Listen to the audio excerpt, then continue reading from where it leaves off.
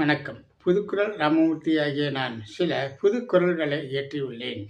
அதில் ஒரு குறளை இப்பொழுது உங்களோடு நான் பகிர்ந்து கொள்ள விரும்புகின்றேன். புவியில் கனிதரும் மரம் போல் கனிம வளம் கொண்ட உலகு என்று ஒரு புதுக்குறள்.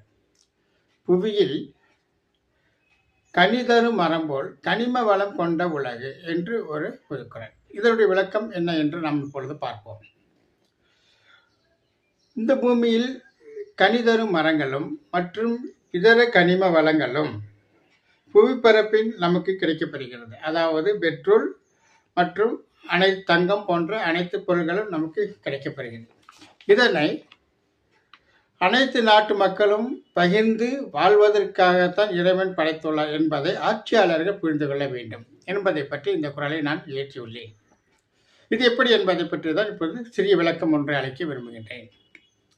நமது புவிப்பரப்பில் மனித வாழ்வாதாரக்கும் உயிரினங்களின் வாழ்வாதாரத்திற்கும் ஆண்டவர் இறைவன் பல்வேறு வகையான உணவு வகைகளை நமக்கு அளித்துள்ளார்.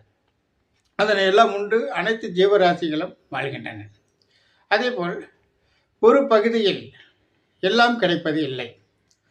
ஒரு பகுதியில் நல்ல விவசாயமும், மற்றொரு பகுதியில் நம் விவசாயத்துக்கு தேவையான உபகரணங்கள் தயாரிக்கப்படுவதற்கான இரும்பு போன்ற பொருள்களும், மற்றொரு பகுதி பரப்பில் பெட்ரோலியம் மற்றும் ரசாயனம் போன்ற பொருள்களும் நமக்கு இந்த புவியில் கிடைக்கப்பெறுகிறது.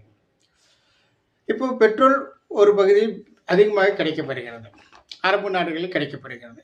மற்ற உயிருக்கு வாழ்வதற்கான விவசாயம் போன்ற பொருட்கள் வேறு பிற பகுதிகளில் கிடைக்கிறது. இதனையெல்லாம் மக்கள் வியாபாரம் செய்து நன்கு வாழ்வதற்குத்தானே ஒழிய ஒருவரை ஒருவர் ஆக்கிரமிப்பு செய்து அதனை அபகரித்து கொண்டு தான் செல்வந்தராக வாழ வேண்டும் என்பதென்ற நோக்கத்திற்காக அல்ல. ஆனால் இன்று அதுதான் நடந்து கொண்டிருக்கின்றது.